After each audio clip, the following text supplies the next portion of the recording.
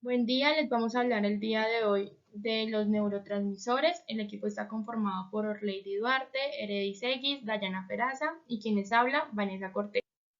Los neurotransmisores. Los neurotransmisores son mensajeros químicos que se encargan de transportar, impulsar y equilibrar las señales entre neuronas y las células diana de nuestro cuerpo. Los neurotransmisores se clasifican en dos partes, en excitatorios y en inhibitorios. Los excitatorios se encargan de aumentar el potencial de acción, mientras los inhibitorios son todo lo contrario, evitando aumentar el potencial de acción. Existen más de 40 neurotransmisores. El día de hoy les vamos a hablar de 4. El primero es la dopamina, más conocida como la encargada de dar felicidad o el estado de ánimo de las personas. Sin embargo, este neurotransmisor tiene diferentes funciones como regular la conducta motora, la emotividad, la afectividad, así como la comunicación neuroendocrina de nuestro cuerpo. La dopamina la podemos encontrar en la sustancia negra del mesencéfalo en el cerebro. Podemos presentar excesos o deficiencias de dopamina. Algunos síntomas de estos pueden ser en exceso agitación, ansiedad, alta energía o hiperactividad, alucinaciones, y en deficiencias podemos experimentar cansancio excesivo, pérdida de equilibrio o coordinación, estrés, falta de motivación o ausencia de placer.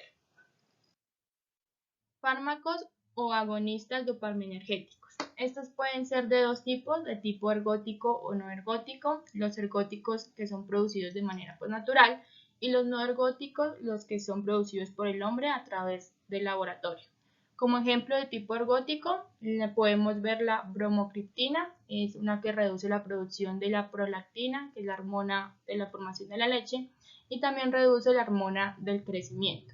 La linsurida, que se une a determinados receptores cerebrales actuando como sustituto de la dopamina.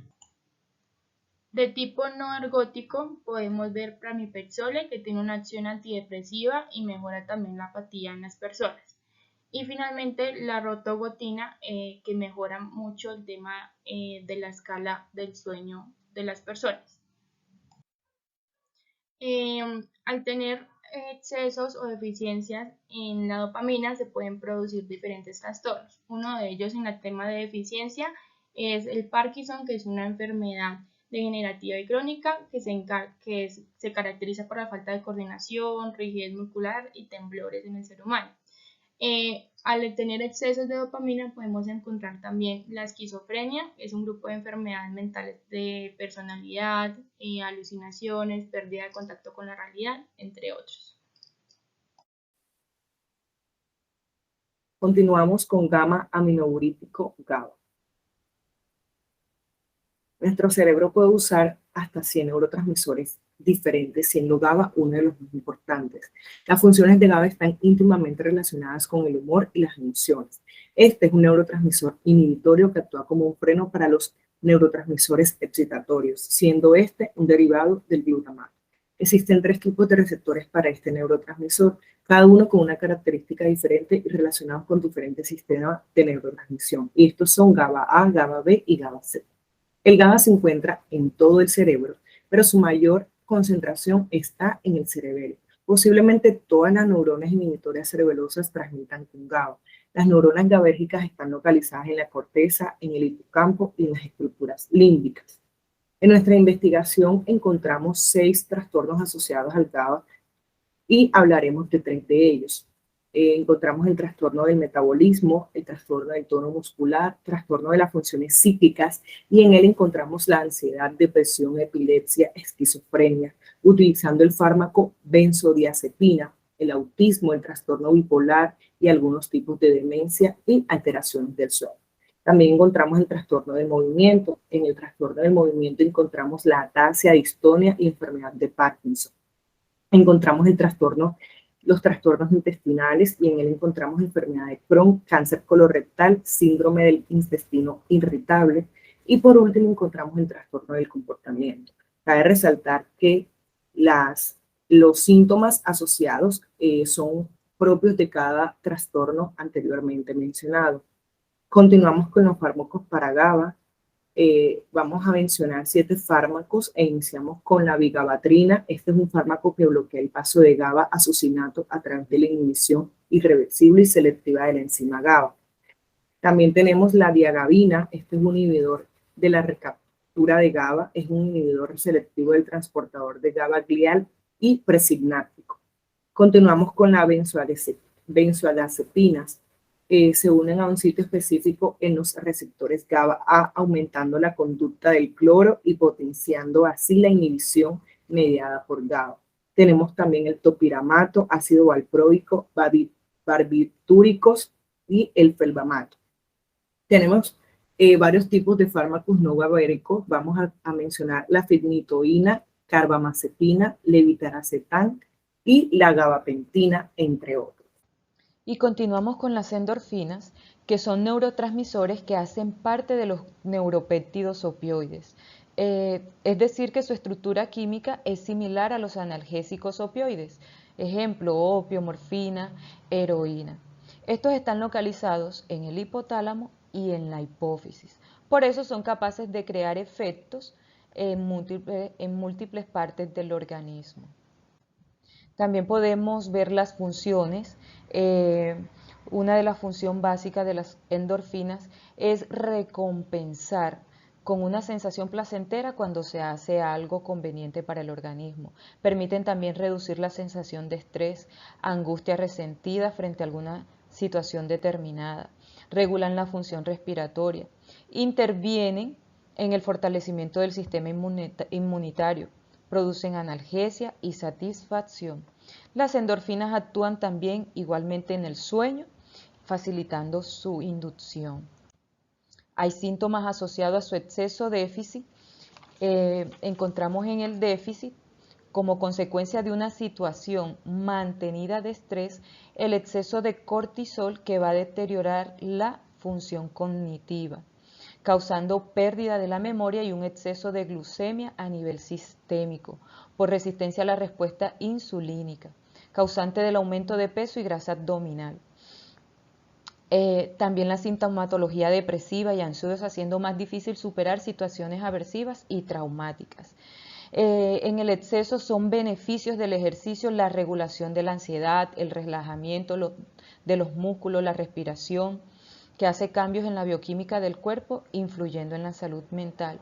Y además es muy importante mencionar la actividad física, que prepara el corazón y a los vasos sanguíneos para enfrentar el estrés de la vida cotidiana.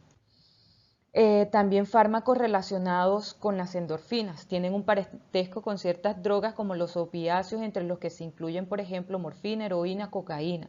Y fármacos como tramadol, miperidina y codeína. Y por último, los trastornos asociados a las endorfinas desde el punto de vista exógeno: depresión respiratoria, reducción del movimiento intestinal, aumenta niveles de analgesia, uso excesivo de opioides y el síndrome de abstinencia. Y desde el punto de vista endógeno, vigorexia, también llamado complejo de Adonis, que es un trastorno en el cual las personas realizan prácticas deportivas de forma continua, que este trastorno destaca el papel de las endorfinas corporales. La serotonina. La serotonina tiene una amplia variedad de funciones en el cuerpo y es conocida como la hormona de la felicidad. Esta se encuentra principalmente en el cerebro, los intestinos y las plaquetas sanguíneas. También la serotonina actúa en el cerebro y es el neurotransmisor que tiene como función importante regular los estados de ánimo, el apetito, el ciclo del sueño, el deseo sexual y el proceso de la digestión, entre otros más. Así que juega un papel muy importante en el cerebro.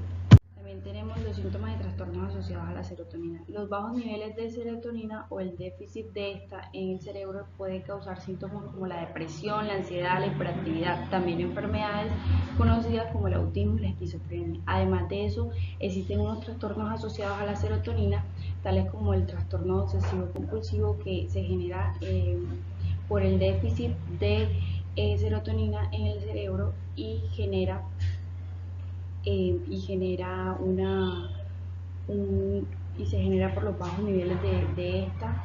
Además de ello, influye en las emociones y el estado de ánimo de la persona que hace que se genere este tipo de trastorno. Tenemos el síndrome de la serotonina. Este es contrario al anterior, ya que este se da por el exceso de serotonina en el ser humano cuando se utilizan ciertos fármacos o cierta medicina para subir los niveles de serotonina.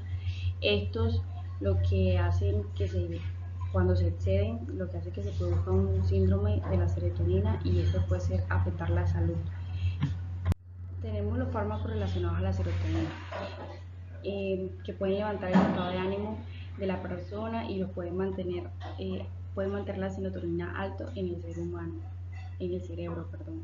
Tenemos el citalopram, el escitalopram, el Prozac y la paroxetina, y tenemos los distintos síntomas que pueden producir este tipo de medicina, como las náuseas, agitación, indigestión y estreñimiento.